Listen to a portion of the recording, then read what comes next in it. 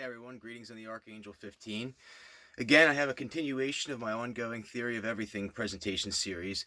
Please view the previous presentations in the order in which they are posted, like 1, 2, 3, 4, and so on, for the best viewing experience. Every time I do a video, there's always something that I forget to mention, and I will try not to make this a habit in the future. Originally, I intended to get into Earth energies and ley lines this presentation, but right now I'm going to kind of do a continuation of stuff that goes into the last segment, and then towards the end I'll segue into my Earth energies presentation if I have enough time. I want to note that about my comments on sweatshop labor. I personally like to boycott sweatshop labor. I prefer to buy my clothes from a thrift shop. You can save money. The clothes are already broken in and washed away of some of the toxic dyes. You can find some very unique stuff that you're not able to find anymore. The key really is buying it when you see it, not like waiting for seasonal stuff. If you just go there and every time you go you buy 2 or 3 things, even if it's a winter thing and it's in the middle of summer, you'll find that seems to be a good working strategy. I also mentioned my take on philosophy from the Stonewall book. Why does a wall fail over time? Because it loses its purpose and reason for existence. I'm going to end on this probably actually as well, but understand that to go to war with an opponent, or like even your enemies or adversaries, is a great honor. Choose your enemies wisely. Don't pick needless fights. Save your energy and your time for more valuable things in life.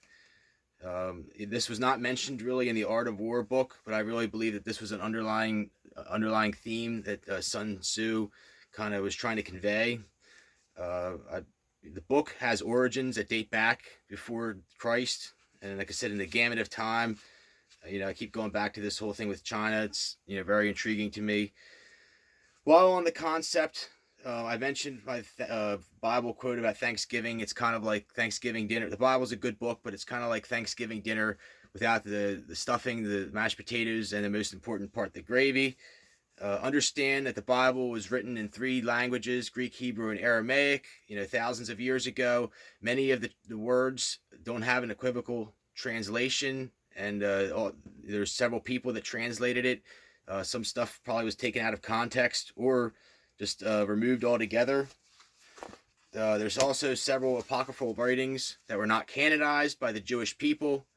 The Book of Enoch is a prime example of this. In the Book of Enoch, we're introduced to the dialogue of the Watchers, which, as I mentioned, the angels existed in heaven long before God even considered making man. Whoever God is, he or she. I'm not saying it's one thing. I think it's like a bigger concept that we really can't understand with our innate human minds by design. Religion has its purpose. Maybe to keep us refined, keep us scared, earthbound. The elites have a more platonic faith that liberates them of guilt and fear. Make no bones about it, the law of God is real. Moses once said, there is no freedom without the law of God. Countless times in history, this is documented, like undebatable, God has made his presence known, oftentimes with brimstone and fire. There's numerous, like if you like the Jewish people, like there's good Jewish people and bad Jewish people, but continually a theme in the Bible. And I mean, there must be at least 11 times, and most of these aren't mentioned, like Sodom and Gomorrah, like the more common ones. But there's many times God has condemned the Jewish people. They have like this perpetual history of really pissing him off. And he comes down every time with brimstone and fire, and makes his presence known. I also want to do a shout out to Jordan Maxwell. He's a true legend, and he was friends with Zachariah Stitchin, author of Chariots of the Gods. A true pioneer. It's actually where I heard about Helen Blavatsky from. His videos on symbolism are incredible. Probably better than anything I'll ever produce. Definitely, worth checking him out. He's getting a little bit older now, but everything I see is still really, really pertinent. Amazing figure there. And another true legend is David Icke. One time in New York City, I was fortunate to go with my mother to a seminar, and up until this point, I pretty much considered the Zionists to be like the main source of contention in the world. And like, I was like stuck on this for a long time. And he had this thing that like his whole segment that he boiled down. And then, in the end, he asked, who is responsible for all this carnage in the world, all this pestilence and everything? And, is it the Jews? Is it the Catholics? Is it the Chinese? Is it the Rothschilds? Is it the Illuminati? And he says, no. He's like, it's none of them. And he's basically like, it's this whole the concept of this current of good and evil that exists. Basically, the way that he explained it is like everything is on like a program. Like the people that are playing this evil role or nefarious role don't even know that they're the evil or the bad ones. It's like almost I guess proves more of this theory of predestination. It's like a computer, like I said, like almost like a computer program that people are on, and like we're on this crash course of like I guess a lot of it's revelatory stuff. Who knows? Nobody, like it says in the Bible, nobody knows the day. Only the Father in heaven, not the angels, not even the angels, so forth. There's a book I read, amazing book, Sailing Around the World, Sailing Alone Around the World, and I forget the author, Joshua Slocum is the author's name, and he mentions about these flying fish that would jump in his boat, and this guy sailed all around the world, like the North Atlantic, all kinds of stuff, supposedly by himself. It's almost kind of hard to believe that you could do it. Like amazing story if it's really true. I almost believe that he and possibly the people from the Perfect Storm and others were taken to heaven without dying. Supposedly he left one day and was never seen again on his boat. But he says about certain he observed bait fish for years and years and years that would follow and swim under his boat, and he's and big sharks that would come and eat him, or other fish that would come and eat him. And he says it was almost like there were certain fish that knew that it was their purpose to be eaten, or it was their they were lesser of beings, or it was just that was nature. And I think that kind of plays into this whole program thing. There's this hierarchy of sorts, and it's like I said, it's like the kind of the Matrix, and like I said, more evidence of predestination, in my opinion. I believe that once the Messiah comes, this will all change. There won't be this need for this constant good versus evil dichotomy that exists. It'll be like everybody will be in tune with a higher level of consciousness, and there will be peace among all nations. And, like they say, the lion will lay down with the lamb in the end, like as it was in the beginning. So I mentioned my theory of, just about everything boiling down to China. And, also I want to mention the importance and significance of the Nordic races. Where did the red hair come from? Edward Snowden, a true American hero, in my opinion. You can kind of tell where people are. If you ask him, is American or is Edward Snowden a traitor or a hero? And if they say, he's a hero, they're kind of in line with the way I believe. And probably a lover of truth and a lover of freedom. And he revealed other agendas besides the domestic spying programs. He talked about the grays versus tall whites. The gray, basically, it's these two alien races that are in constant opposition with each other. Almost like Star Wars, I guess you could say. Or say I'm God and you're the devil. And at any given time, you had to either be the devil and I had to be God, or I had to be God and you had to be devil. But basically our forces of good and evil had to be in equal opposition to each other, just like two magnets that are pull and attract from each other. And if this it ever went into an imbalance, it would mess things up in the world or something like that. They had to be in equal opposition to each other. It's kind of just a theory that I've postulated over time in my endless endeavors of pursuing truth, I guess you could say. Once again, like I said, I believe that this will change when the Messiah is revealed. I'm not going to say when he comes. Maybe he's here amongst us today. But when it's revealed, this will all change. Another interesting facet is imagine the Bible as a reoccurring story that has already happened several times in the past. Basically, an end is a new beginning. Eventually, I'm going to tie this in to my concept of infinite space. I'm not going to reveal too much right now, but just like think of it as the Pac-Man game. You go like it's really the best way that I can explain it. Like you go out and you come in the other, or like so forth. Like you go out one side and you come out the other. Just I'm going to leave it on that. But it's a deeper corollary to the understanding of the unified field and infinite space, dimensional travel, other things. Not go like I said, there's probably going to be 30, 40 presentations, maybe 50, 60, 100. Who knows when it's all said and done. I originally said this was going to be a 3-hour presentation. Oh my goodness. So I stay with my premise that almost everything traces back to China. Understand the genetic studies pioneered by Gregor Mendel, a Dutch physicist, I think he was. He did these famous experiments with peas. He did, like you can look it up yourself. I'm not going to get too deep into it. But you start with true heirloom parentage. Then the subsequent generation is F1, F2. Then you have F1. Then you have their kids will be F2s and 3s. And every subsequent generation, you lose inherited phenotypic traits. Basically, the purity of the genetics is diluted, and like other traits are diluted as well. And like over 5,000 years, they would become. The Chinese didn't need Gregor Mendel to tell them this. They would have figured this out over 5,000 years. They probably just growing rice alone, or other things as well, especially humans. We have this concept of Lucy or Luca, the last universal common ancestor. Many believe it was a single blue-eyed ancestor. I'm not ruling out other, like I said, this concept. Maybe it was the Nordic race, like I said, or like something like this. They're obviously, like, we can't be too certain about any one concept.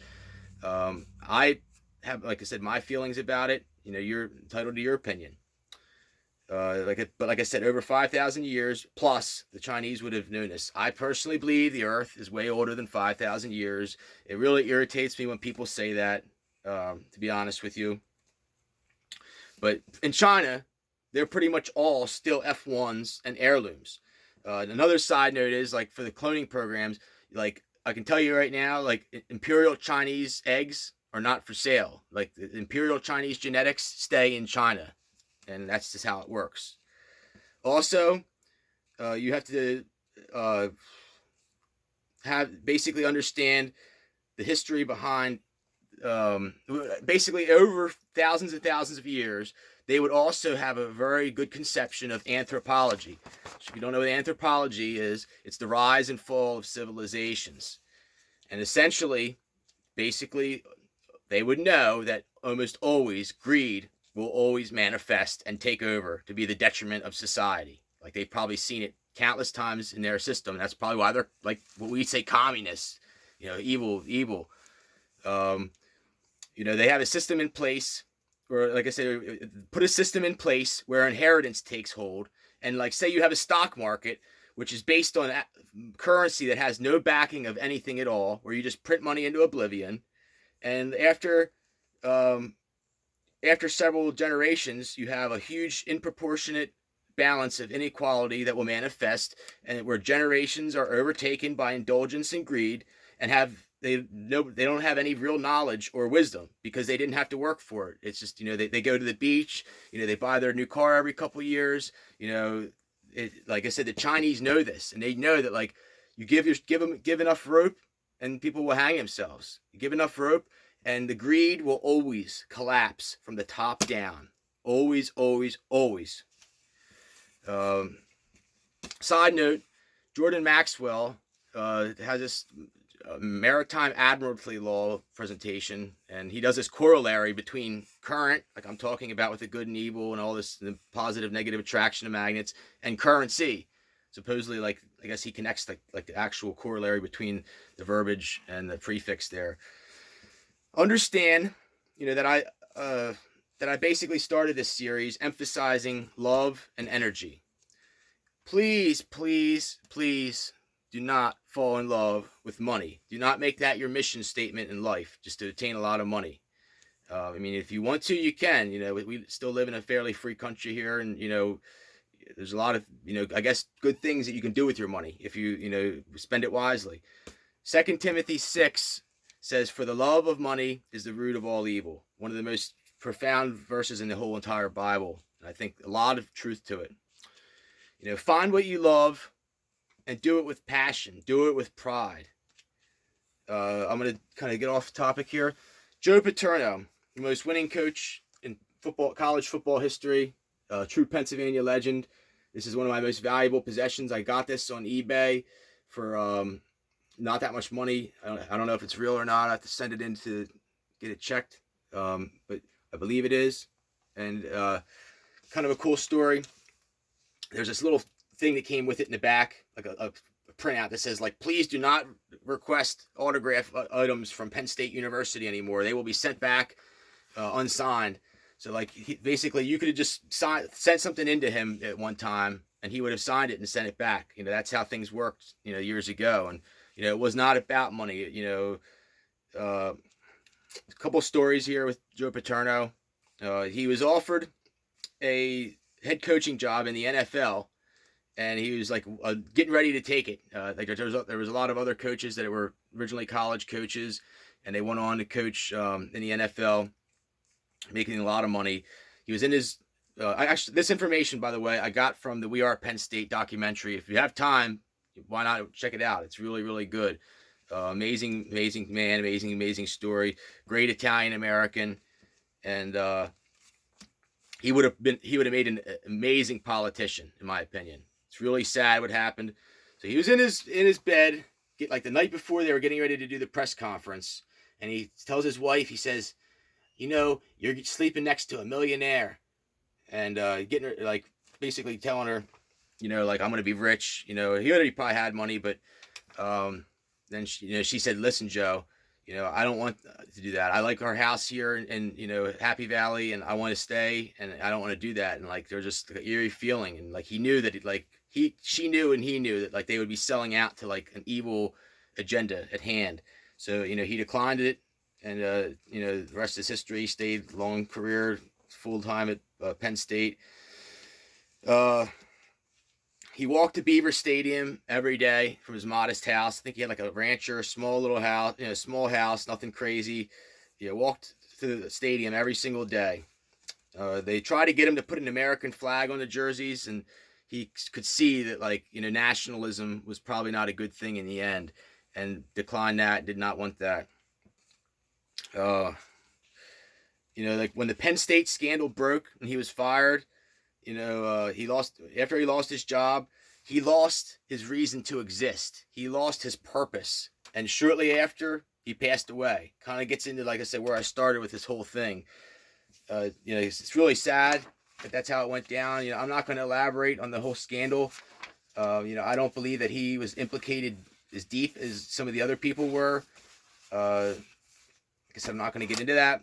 Another very interesting story as well, the 1980 Olympic hockey team.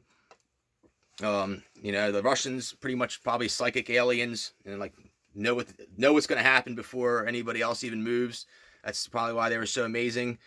And like I said, like this 1980, Herb Brooks put this team together. It wasn't before it was all NHL players who were paid a lot of money. They put mostly college kids on this team, and they were able to defeat the Russian Red Army Soviet hockey team. And this was like a huge feat. But the moral behind the story is it wasn't about the money.